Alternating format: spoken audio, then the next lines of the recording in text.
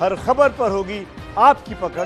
Download कीजिए ABP live app. तो सितारों के ड्रग्स कनेक्शन पर एबीपी न्यूज पर यह सबसे बड़ी कवरेज देख रहे हैं आप। आज इसी को लेकर हमारे साथ खास मेहमानों के जुड़ने का सिलसिला लगातार जारी है। कुछ देर पहले मेरे साथ पायल रोहतगी थी, आगे उज्जवल निकम साहब हमारे साथ जुड़ेंगे और मामला किस तरीके से यह बढ़ रहा है आगे आपको समझ लेना चाहिए, क्योंकि अब बॉलीवुड की चार अभिनेत्रियां हैं।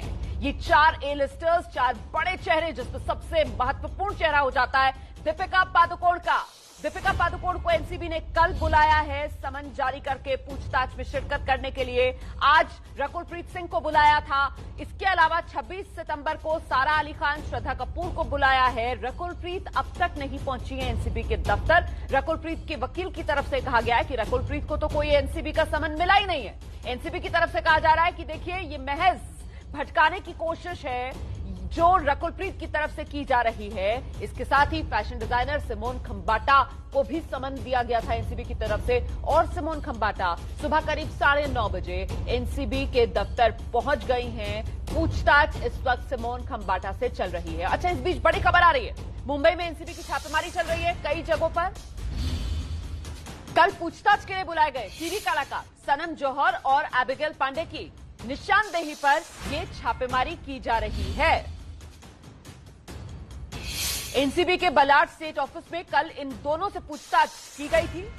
आज उस दफ्तर की सुरक्षा बढ़ा दी गई है। वहां पर मुंबई पुलिस की तादाद बढ़ाई गई है और इन्हीं की निशानदेही पर मुंबई में कई ठिकानों पर एनसीबी अब छापेमारी कर रही है। और इस वक्त बेहद खास मेहमान मेरे साथ वरिष्ठ वकील उज्जवल निकम, जिन्हें हम सब जानते हैं, मौजूद हैं एबीपी न्यूज पर। सर, बहुत बहुत स्वागत आपका एबीपी न्यूज पर। मैं आपसे ये जानना चाहती हूं कि एनसीबी की जांच में अब बड़े बड़े चेहरे, बड़े बड़े नाम, दीपिका पादुकोण, सारा अली खान, श्रद्धा कपूर, रकुलप्रीत सिंह, ये सामने आ रहे हैं। आपको क्या लगता है, बॉलीवुड से ड्रग्स की सफाई में किस हद तक मुमकिन हो पाएगी इस जांच से? रोमाना, यह बिल्कुल सही सवाल है, क्योंकि आज आम जनता ये देख कि क्या एनसीबी ने जो एक्शन ली है वो आर पार होगी या कहीं बीच में ही उसका ब्लास्ट हो जाएगा। ये आम आदमी के मन में ये सवाल इसलिए है क्योंकि आम आदमी ये बॉलीवुड के एक्टर्स को बहुत क्लोजली फॉलो करता है और भगवान के रूप में उनको मानता है। और जब ये बॉलीवुड के सितारों इस प्रकार ड्रग्स जो कानून से बेकायदेशीर है, इलीगल है, उसका सेवन करते, ट्रांसपोर्ट करते, सप्लाई करते, इस प्रकार की जो न्यूज आ रही, उससे आम आदमी और युवा पीढ़ी ये देखना चाहती है क्या एनसीबी अपने एक्शन में सफल होगी या नहीं है। देखिए, ये जो मामला पूरा बाहर आ गया है वो व्हाट्सएप चैट के बाहर से आ गया। पहले तो आया रिया चक्रवर्ती। रिया चक्रवर्ती ने का जो बयान लिया गया, उस बयान में उसका टैलेंट मैनेजर जया शाह, जिसने कुछ नाम खोल दी, और रिया शाह ने और ये जया शाह ने ये भी एनसीबी के सामने कबूल कर दिया कि हाँ, मैं क्राइम सिंडिकेट की, यानी वो ड्रग सिंडिकेट का जो एक वास्ता है। और इसीलिए रिया चक्रवर्ती को धारा जो लगी है वो इस प्रकार की धारा लगी है। हेलो, इस प्रकार की धारा लगी है। हाँ, इस प्रकार की धारा लगी है कि बहुत 10 साल कम से कम सजा और 20 साल ज्यादा सजा। जी सर।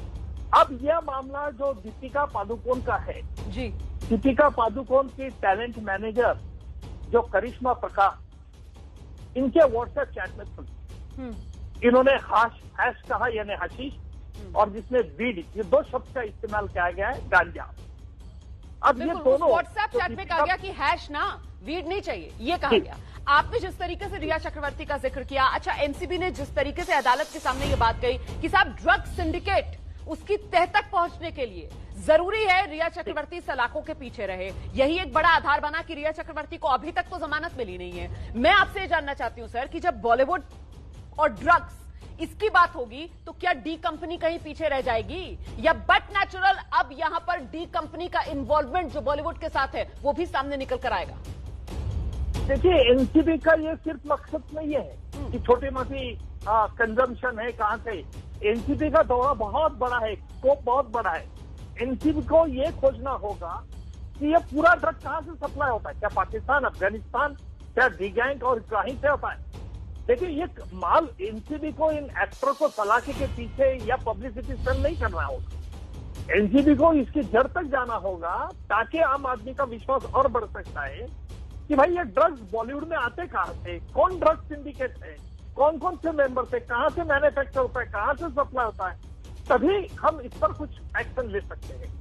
जो आपका सवाल जो है इम्पोर्टेंट सवाल, जो बॉलीवुड के एक्टर्स को कुछ लगा कि भाई इस थाली में खाते उस थाली का छेद क्यों उठे, देखिए पूरा छेद करना होगा, क्योंकि पूरा छेद अगर नहीं बॉलीवुड का किया तो हमारी जो युवा पीढ़ी जो है, ये जो बॉलीवुड को एक्टर्स को अपने भगवान मानते हैं, उनके ऊपर बुरा असर गिर जाएगा। इसलिए मैं कहता हूँ फर्स्ट प्लेस में एनसीबी के लिए ये बड़ी चुनौती है। सिर्फ एक्टर को समन करना और उनका स्टेटमेंट लेना फिर आपके चैनल पे आना, इतना काम नहीं होगा। एनसीबी के लिए चुनौती इसलिए है, कानून भी उनको चुनौती कठिनाई से सामना करना पड़ेगा। जो आज हम दीपिका की बात कर रहे हैं, आज जो दीपिका को समझ किया गया है, दीपिका का रजिस्टर मोबाइल से और ये करिश्मा प्रकाश से वो रजिस्टर ओनर मोबाइल से व्हाट्सएप किया है। हमेशा रोमिका जी मैं बता रहा हूँ कि हमेशा प्रोसिक्यूशन को ये साबित करना पड़ता है कि गुनाह इसने किया, ये साबित करो।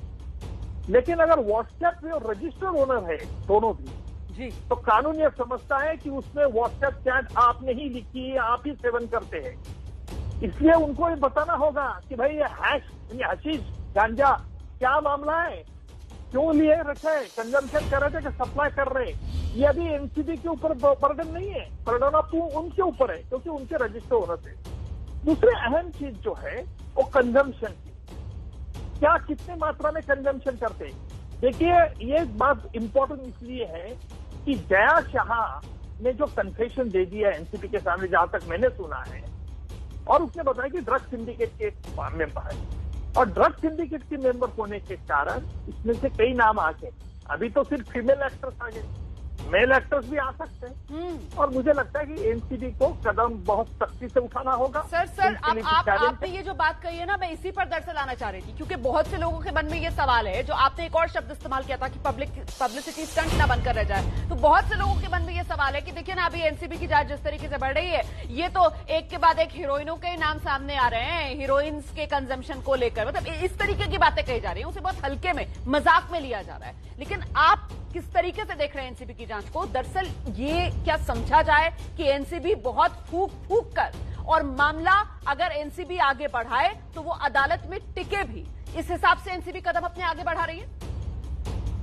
देखिए ये कहना तो आज मुश्किल है, एनसीबी किस तरह से एक्शन लेती है उस पर बहुत निर्भर होता है। लेकिन मुझे लगता है कि एनसीबी हमारे देश की एक प्रीमियर एजेंसी है और बहुत सावधानी से काम करेगी, नहीं तो एनसीबी भी चक्कर क्रिटिसिज्म के घेरे में आ सकती है। इसलिए एनसीबी ने देखिए आराम से, शिस्त से, किसी जल्दबाजी में नहीं, लेकिन जड़ तक जाने के लिए कानून कठिनाई क्या क्या आ सकती है इसका संभाल के उन्हें सोचना चाहिए। एक एक्टर आ गए, दूसरी एक्टर से गए, इससे नहीं चलेगा। अगर उसको जड़ तक जाना है, उन्होंने अब देखिए, मैं एनसीबी का तो अभिनंदन इसलिए करूंगा कि उन्होंने वो करेज दिखाया है। ये बड़े बॉलीवुड, देखिए मैंने 93 की बॉम्ब ब्लास्ट केस चलाई थी, आपको पता होगा हमारे लिए, तब उसमें एक बॉलीवुड का एक्टर के पास एक वेपन, प्रोहिबिटेड वेपन मिला था, तो उसको कोर्ट ने बोला कि वो प्रोबेशन ऑफ ऑफेंडर्स एक्ट, उसे बॉन्ड से छोड़ा गया। तब मैंने ऑब्जेक्शन दिया कि नहीं, अगर इसको आप पहला भी गुना होगा तो उसके पास एक अनलाइसेंस भी पिस्तौल था, अगर आपने इसको बॉन्ड पे छोड़ दिया तो हमारा आम आदमी क्या कहेगा कि बॉलीवुड का एक्टर भी इसे छोड़ दिया गया, ऐसा नहीं। तो इसको हमने तो बॉलीवुड, फिर उसके बाद सजा होने के बाद बॉलीवुड ने कैंपेन चला दिया कि बाबा you are innocent, we are with you, signature campaign. उसमें भी मैंने हरकत ली थी, ऑब्जेक्शन दिया, मैंने बताया कि आप कंटेम कर रहे हैं और इसीलिए बॉलीवुड के खिलाफ है, इसलिए उनको सोचना चाहिए। ऐसा भी नहीं है, अगर वो दोषी नहीं है तो बिल्कुल दोषी नहीं है। अगर उनको लगता है हमारे से गुनाह हुआ, 100 ग्राम के अगर नीचे उन्होंने कंजम्पशन भी किया है, वो तो गुनाह नहीं है 100 ग्राम के नीचे, तो 100 ग्राम के नीचे है, उन्होंने कहा कि भाई हाँ हमारे से गुनाह हो गया, देखिए माफी मांगने में कोई हरकत नहीं रहेगी। मिस्टेक तो होती है सर क्योंकि आपने अपने करियर में इतने महत्वपूर्ण केसेस और ऐसे केसेस जिसमें बॉलीवुड की बड़ी हस्तियां भी गलत काम करते हुए पकड़ी गई हैं, आपने उनको अदालत के दरवाजे तक पहुंचाया है, आपने देश के अंदर इंसाफ को लेकर जो आम लोगों का यकीन है उसको और पुख्ता किया है। उज्जवल निगम सर, मैं आपसे ये समझना चाहती हूँ सर कि आखिरकार ये बॉलीवुड गैंग की तरह बिहेव क्यों करने लगता है, क्यों अपनी गंदगी साफ नहीं होने देता है, खुद को क्या कानून से ऊपर समझता है ये? आप क्योंकि इस मानसिकता को बेहतर समझते हैं सर, इसीलिए सवाल आपसे। देखिए, मैंने बॉलीवुड के बारे में कई ऐसे संगीन मामले चलाए, चाहे उसमें गुलशन कुमार की हत्या हो, और ये बड़े सितारे मेरे गवाहदार भी थे। और मैंने में से देखा था 10 साल पहले ये पूरा बॉलीवुड के एक्टर्स को एक लगता था कि हमारे भाई से दोस्ती है, भाई से हम कुछ भी कर सकते हैं, भाई हमको पार्टी को बुलाता है, हम दुबई में जाते हैं। भाई लोग क्या करते थे? भाई लोग यही करते थे, इनका एयरफेयर टिकट, वहां का रहना सहना और बड़े बड़े वैल्यूएबल गिफ्ट, चाहे वो कार हो, कुछ भी हो। और इनसे एक उनको लगता है कि आम आदमी पे हमारा ज्यादा रुतबा बढ़ता है। मैंने उनके कई ऐसे कॉन्वर्सेशन देखे हैं, रिकॉर्डेड कॉन्वर्सेशन, कि जिसमें ओपनली कहते थे कि हमारे रिश्ते ऐसे हैं, हम जो करवा देते हैं वो करा देंगे। और जब ये भाई लोगों का खात्मा हो गया तो बॉलीवुड को लगा कि, मैं पूरा बॉलीवुड नहीं कह रहा हूं, बॉलीवुड के कुछ लोग ऐसे चंद लोग हैं कि जिसकी वजह से आज हम कह रहे हैं कि बॉलीवुड में क्या घटना आ गई। और इसीलिए ये चंद लोगों को एक लगता था कि अपना रुतबा कैसे बढ़ सकता है, क्या रुआ क्या चलता है, हमें आम आदमी से कोई ऐसा हट के करना चाहिए। और हट के यानी वो नशा, ड्रग, जिनकी इनको आदत थी। और बाकी के लोग, देखिए, मैं बॉलीवुड की एक दो बहुत अलग अलग स्टेजेस है। एक ऊपर बहुत क्रीम लेयर है, बीच में जो ऐसा लेयर है कि जिसको खाने की भी कर सकते हैं, जिसमें मीटू का भी हमने देखा, कई बार मीटू का भी चला कैंपेन जी। तो उसमें एक इनकी साइकोलॉजी ऐसी हो गई कि हमें कोई छू नहीं सकता। अगर हमें छू कोई कहेगा, मीडिया भी, तो आम आदमी खबर उठेगी। बड़ी बात आपने कही है। और शायद दरअसल इसी मानसिकता की वजह से इनको लगता है कि ये कानून की, नियमों की धज्जियां उड़ा सकते हैं और बचे रह सकते हैं, अपनी चुप्पी को अपनी ढाल बना सकते हैं। फिलहाल बहुत बहुत धन्यवाद आपका उज्जवल निगम साहब हमारे साथ बने रहने के लिए। कुल मिलाकर अब ये तय मानिए आप कि इस ड्रग्स मंडली की कुंडली खुलना तय है।